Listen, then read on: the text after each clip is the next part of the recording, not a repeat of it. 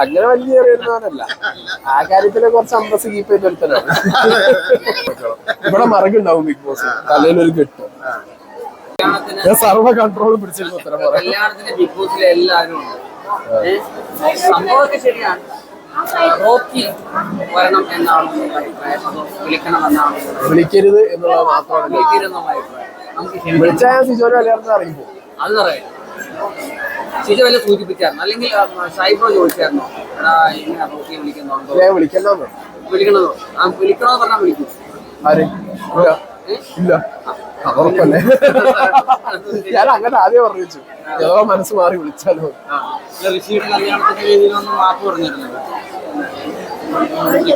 മാപ്പ് അർഹിക്കാത്ത തെറ്റാണ്. അതായത് കുറെ വേറെ ലേയേഴ്സ്. അവനാണ് മാപ്പ് ആക്സെപ്റ്റ് ചെയ്യണോ വേണ്ടതെന്നുള്ളത് അവനാണ് തീരുമാനിക്കേണ്ടത്. എനിക്കെന്ന് പറഞ്ഞാൽ പേഴ്സണലി ലൈഫില് കുറച്ചാളുകളോട് എങ്ങനെ ഒരു അകൽച്ച തോന്നിയിട്ടുണ്ട്. ഇങ്ങനെന്തോ ഞാൻ അയാളോട് അധികം സംസാരിച്ചിട്ടില്ല, അയാളധികം കണ്ടിട്ടില്ല, ഒന്നും ചെയ്തിട്ടില്ല. പക്ഷെ എനിക്ക് അയാളുടെ ഒരു ഓറ ഒട്ടും ഇന്നായിട്ട് മാച്ച് ചെയ്യുന്നില്ല. സോ അതുകൊണ്ട് എനിക്ക് ആ ഒരു സാധനം കട്ട് ചെയ്യാനല്ലാതെ വേറൊരു കാര്യത്തിനോടും താല്പര്യമില്ല. ഇനിയിപ്പം രണ്ടും കൽപ്പിച്ച് അവൻ വരികയാണെങ്കിൽ എന്തായിരിക്കും അവസ്ഥ? അതുകൊണ്ട്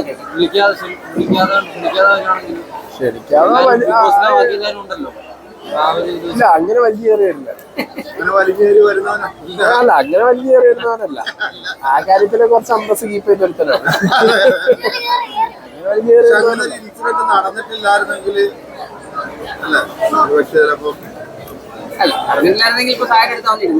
അല്ല, അത് സബ്ജക്റ്റീവ് ആണ്.